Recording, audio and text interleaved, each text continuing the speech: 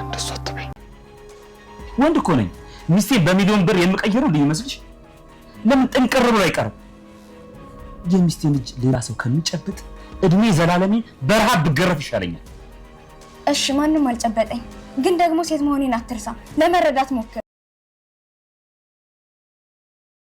የነ ሉላ ጠበቃ ፈቃዱን ስላልፈጸመ በሉላ እጅግ ተናዶባት ነበር። ቅድስትና ብሩክ ጥሩ ሙድ ላይ ሳሉ ማህሌት ከክፍል ወጥታ ጮልቃ ተመልክታ በአግራሞት በንዴት ትቃኛቸው ነበር። ዝና ማህሌትን ከነ ብሩክ ቤት እንዳትወጣ እዛው እንድትቀር አስጠንቅቋትም ነበር። ሰላም ለሁላችሁም ይሁን ውድና የተከበራችሁ የዩቲዩብ ቤተሰቦቻችን እንደምን አላችሁ? በያላችሁበት ሰላምታ ይድረሳችሁ። እንኳን በደህና መጣችሁ። ይህ የዮሃና ዩቲዩብ ቻናል ነው። ለቻናሉ አዲስ ከሆናችሁ ሰብስክራይብ በማድረግ ቤተሰብ እንድትሆኑን በአክብሮት ጋበዝኩ። ዛሬም በአዲስ ቪዲዮ መጥቻለሁ። በምሳሌ ድራማ ቪዲዮንም በማየት እስከ ፍጻሜ እንድትቆዩ በአክብሮት ጋበዝኩ። ቅድስት ፍላጎቷ እየተሳካላት ነው። እንግዲህ ከብሩክ ጋር ሆና ጥሩ ቆይታ እያደረገች እያለም ብሩክም ያው የልጄን ፍላጎት ነው የማከብረው፣ ልጄ የምትፈልገውን ነው እኔም የማገባው እያለ እንግዲህ የልጁን ፍላጎት ቅድስትን እንዲያገባ እንደመሆኑም ይህን ደግሞ እሱም አብልጦ እንደሚፈልግ እናም ደግሞ ተቀራርበው ጥሩ ጊዜ እንዲያሳልፉ እስከ መቼ ነው የምትርቂኝ በሚል ጠጋ እንድትል አድርጎ ሊስማት እያለ ሳለ እንግዲህ ማህሌት በክፍል ነበረች። ከዛም ከክፍል ወጥታ ወደ ሳሎን ስትመለከት እነሱ በዚህ ሙድ ላይ ሆነው ሳለ ተመልክታ ነበር። ይህም እጅግ አስገርሟትም አናዷትም በቀስታ ባለችበት ሆና እየቃኘቻቸው እየተጠጋቻቸውም ነበር። የብሩክንና የቅድስትን እንዲህ መሆን መመልከት ለማህሌት እጅግ ንዴት የሚያጭር በጣምም የሚያስቆጣት የሚያበግናት ነገር ነው። የማትፈልገውም ነገር ነው። ሆኖም ግን ምንም ማድረግ አትችልም። አሁን ላይ ቅድስት የብሩክ ብሩክ የቅድስት ሆነው እንደሚቀጥሉ በቀጣይም ተጋብተው አብረው እንደሚኖሩ ትዳር እንደሚመሰርቱ አሁን ላይ ስላወቀች ያው ምንም ማድረግ ስለማትችል ጸባዩን አሳምራ እዛ ቤት እንደው ሰራተኛም ቢሆን ሆኜ እኖራለሁ እንጂ ከዚህ ቤት ሬሳዬ ነው የሚወጣው አልወጣም ብላ ባለች ሰዓት ብሩክ እንግዲህ አድብቶ ተናዶባት መጥቶ በሽጉጥ ሊተኩስ ሊገድላትም እየፈለገ እያለ በዛን ሰዓት እንግዲህ መድብል መጥቶ አስጥሏታል። ያንንም ያደረገው መድብል ለሷ አዝኖ ሳይሆን ብሩክ በሷ ጦስ እንደገና እስር ቤት እንዳይገባ ጦስ እንዳትሆንበት ይልቁንስ አከላክሎ ነበር። ከዛም በኋላ እሷ ግን ያው ለመድብል ስላተረፋት ምስጋናዋን ስታቀርብ ነበር። መድብል ግን ያተረፍኩት ወንድሜን ነው እንጂ አንቺን አይደለም ሲል እጅግ ተቆጥቷት በንዴትም ሲመለከታት ሲያብጠለጥላትም ነበር። መድብል ኤፍራታንም አግኝቶ እንግዲህ እህቷን እንድትመክራት ከዛ ቤት በሰላም እንድትወጣ በነሱ እጅ ጦስ እንዳትሆን አበክሮ ሲነግራት ነበር። እህቷ ኤፍራታ ግን አሁን ማህሌት እንደበፊቱ እንዳይደለች እንደተቀየረች እዛ ቤት የገባችበትም አላማ ለይቅርታና ከዛ በኋላ አብሮ በሰላም ለመኖር እንደ ቀድሞ እንጂ እንደ ቀድሞ ያለ ባህሪዋን አሁን ላይ እንደማታካሄድ በብዙ እንደተቀጣች እንደተማረች አይነት ነገር በመናገር ልታስተባብር ስትሞክር ነበር። መድብል ግር አሻፈረኝ፣ በጭራሽ አይሆንም፣ ይልቁንስ በሰላም እንድትወጣ አንቺ ንገሪያት እህቷ ነሽና ብሎ ሲላትም ነበር። እሷ ግን ስለ እሷ አይመለከተኝም፣ አያገባኝም፣ ምንም ብትሆን አይጸጽተኝም እስከ ማለት ድረስ ደርሳለች። ምክንያቱም ቂም ይዛባታለች። ባለፈው ተናንቃ ልትገላት ስለነበረ ለጥቅም ብላ እህቷን ልትገላት ሙከራ ስላደረገች በዛ የተነሳ ኤፍራታ እጅግ ቂም ይዛባታለች፣ ተናዳባታለችም። እናም እቤቷ ተመልሳ እንድትገባም አትፈልግም። ኤፍራታ ማህሌት እቤቷ ተመልሳ እንድትመጣ አብራ እንድትኖር የማትፈልገው እንግዲህ በራሷን ምክንያትም ቢሆንም በተጨማሪም ደግሞ ዝና እንዳትመለስ እዛ ቤት ብትመጣ እንዳታስገቢያት ብሎ በጣም ስለዛተባት ስለተናገራት ከዛም የተነሳ እንግዲህ የማህሌትን ተመልሶ እዛ ቤት መግባትን በጭራሽ የማትቀበለው ነገር እንደሆነ ምንም ነገር ደግሞ ብትሆን እንደማይጸጽታት እንደማያገባት አይነት ነገር ነው ምላሽ ሰጥታ የነበረው ለመድብል። እንግዲህ እነ መድብልና ብሩክ ማህሌትን እስከ መቼ ነው በዚህ ሂደት ዝም ብለው የሚያስተናግዷት? እንግዲህ ገብታ አልወጣም ብላለች። እናም ደግሞ በኃይልም በጉልበትም በማስፈራራትም ሙከራ አድርገዋል። እሷ ግን ግደሉኝ እንጂ ሬሳዬ ነው እንጂ ከዚህ ቤት የሚወጣው አልወጣም ብላለች። በተለይ ደግሞ አሁን ላይ ጠጋ ጠጋ በማለት ወደ ሳሎንም በመውጣት እንዲሁም ደግሞ ምሳሌንም ትሪት በማድረግ እሷን በመሳብ ከእሷ ጋር ጥሩ ቀረቤታ እንዲኖራት አድርጋ በዛም ለመግባት አስባለች። እናም ያንንም ደግሞ አጥብቃ እንድታደርግ ዝናም እየመከራትም ነበር። ማህሌት ይህ ሙከራዋ ተሳክቶ እዛ ቤት እንድትቀር ምክንያት ይሆን? ማለትም ምሳሌ ልጅ እንደመሆኗ ምንም ክፋት የሌለባት ያለፈውን ደግሞ ቂም የማቲዝ እንደመሆኗ እንግዲህ የማህሌት እዛ ቤት መምጣት አስደስቶሻል ወይ ብላ እንኳን ቅድስት በጠየቀቻት ሰዓት አዎ በጣም ደስ ብሎኛል ብላ ነው ያለችው። አንድም ደስ ያላትን ምክንያት በግልጽ ስትነግራት ነበር። በፊት ጊዜ ያው ማህሌት መታ እዛ አልጋ ላይ ጉብ ባትል ኖሮ አባቷ ብሩክ ከምሳሌ ጋር አይተኛም ነበር።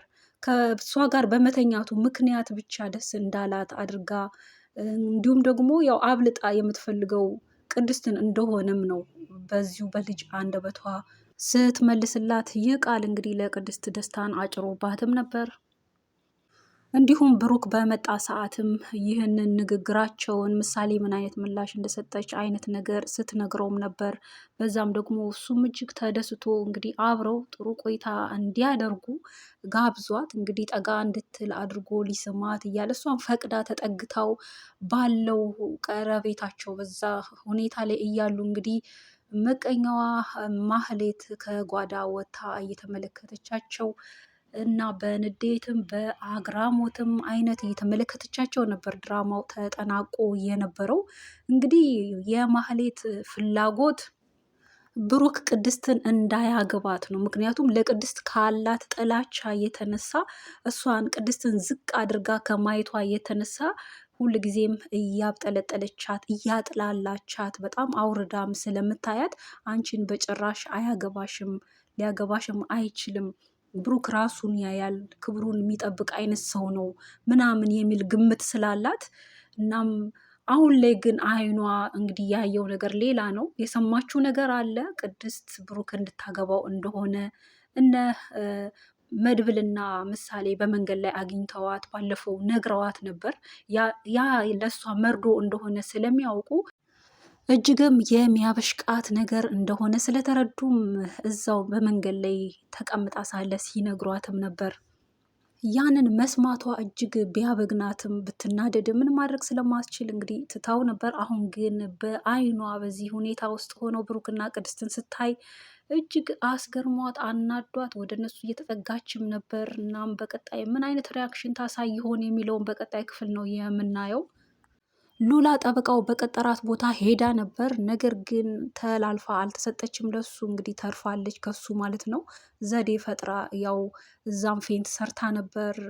ይህ ተግባር ማለትም የሄደችበት አላማ አይምሯ ሊቀበለው የማይችል ነገር ስለሆነ በዛ እጅጉን አብዝታ ስለተጨነቀች እንግዲህ ፌንት እስከ መስራት ድረስ እስከ መንቀጥቀጥ አይነት ነገር ድረስ ደርሳ ነበር። ያ ደግሞ ጠበቃውን እጅግ ያስቆጣው ጉዳይ ነው። ምክንያቱም እሱ ሰፍ ብሎ አገኘው ብሎ ስንት ጊዜ ሲጓጓው የነበረውን ነገር በቃ አገኘው ብሎ ሲል እንግዲህ እሷ እንዲህ በመሆኗ ምክንያት እና ያ ያስበው ነገር ፈቃዱን ባለመፈጸሙ እጅግ ተናዶ በግኖባትም ነበር። ደግሞም አይቀርልሽም፣ አሁንም ቢሆን በዚህ ዘዴ አመልጣለሁ ብለሽ እንዳታስቢ አይቀርልሽም ብሎም ነበር እና በዚህ ሁኔታ ላይ እሷ እያለች እንግዲህ ሞገስ በጣሙን ሲደውል ነበር ለሉላ እና የስልኳም አለመስራቱ እጅግ አስጨንቆትም ነበር። ያው ዳጣ ስለነገረችው እንግዲህ ዳጣ ልትነግረው ብታረፍድም አሁን ላይ የወሳኝ የሆነ ሰዓት ላይ በመናገሯም ያው ነገሮች ደግሞ ሳይሳኩ በመቅረታቸው ማለትም ሉላ ከዛ ጠበቃ ጋር አለመተኛቷ በጣም እጅግ ጥሩ ነው የሆነው። መተኛትም የለባትም ምክንያቱም ያው እሷን ለባሏ ብላ ነው የእሱን አይምሮ ለመጠበቅ ብላ ብትተኛም እንኳን ከዛ በኋላ ምናልባት ሉላ በህይወት ራሷን ላታቆይ ትችላለች፣ ራሷን በራሷ ልታጠፋ ትችላለች። በቃ ይህም መስዋዕት ለሞገስ አድርጋ እንደሰጠች አድርጋ ቆጥራ ማለት ነው። ያው ኃጢአት መሆኑን ታውቃለች። ሰውነቷን ማርከስም አትፈልግም፣ ይህ ፍላጎቷም አይደለም። ይህንን ግን ማድረጓ ለሞገስ የሞገስን ጉጉት ምኞቱን ለማሳካት እንደሆነ አይነት ነገር ነበር አካሄዷ። ነገር ግን በዛ ዘዴ በዛ ምክንያት ሳትፈጽም ተመልሳለች ማለት ነው። ሞገስም ዳጣ ከነገረችው ጊዜ ጀምሮ እንግዲህ ሲፍጨረጨር ሲናደድ ቆይቶ ስልክን ቢደውል ባለመስራቱ በግምት ትሄዳለች ብሎ የሚያስብበትን ቦታ ከዳጣ ጋር እየሄዱም እያለ እንግዲህ በአጋጣሚ የሉላም ስልክ ክፍት ሆኖ ደውላለትም ነበር። ቤትም እንደሚገናኙ ነበር። ቤትም ከሄደች በኋላ የሆነውን ሁሉ ነግራለች። እንግዲህ አሳልፋ እንዳልተሰጠች፣ ምንም ነገር እንዳላደረጋት፣ እንዳመለጠች አይነት ነገር ነግረዋለች በዘዴ ማለት ነው። እናም ይህንን ደግሞ በስፋት በሰፊው በቀጣይ እናወራለን። ግን ይህንን ማድረግሽ ስህተት ነው ብሎ እንግዲህ ሞገስ እጅግ በጣም ነው የተናደደባት በሉላ ማለት ነው። ምክንያቱም ምንም ቢሆን አንቺን አይተካም፣ ምንም ነገር በአንቺ የምቀይረው ነገር የለም፣ እንዴት ይህን መስዋዕት አድርገሽ ለመክፈል ወሰንሽ?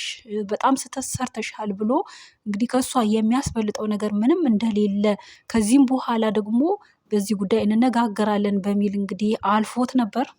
ያው ሞገስ አልተረዳትም እንጂ ሉላም በግልጽ አልተናገረችም እንጂ በተዘዋዋሪ ስለ ጠበቃ እንዲቀይሩ ይህ ጠበቃ ደስ አላለኝም፣ እንዲህ ቢሆንስ እንዲያ ባይሆንስ እያለች አንዳንድ ግምቶችን ስትናገር ከዛም የተነሳ እንዲረዳት ፈልጋ ነበር። እሱ ግን ያው ወንድ እንደመሆኑ አልተረዳትም። ያም ደግሞ አናዷታል። ልትረዳኝ ይገባ ነበር ስትልም ነበር። እንግዲህ በአጠቃላይ እንኳንም ተረፈች። በቀጣይም ደግሞ በዚህ ላይ ሞገስ በጣም እንደሚሰራበት ጠበቃውንም አግኝቶት እንግዲህ ችግር ሊፈታ እንደሚችል እንገምታለን። በአጠቃላይ በዚህ ቪዲዮ ያዘጋጀነው ይህንን ይመስላል። ቀጣይንም ክፍል በቀጣይ የምናጋራችሁ ነው የሚሆነው። ቪዲዮን እስካሁን በማየት አብራችሁን ስለቆያችሁ ከወዲሁ ምስጋናዬን አቀረብኩ። ተሰናበትኳችሁ። ደህና ሆኑልን።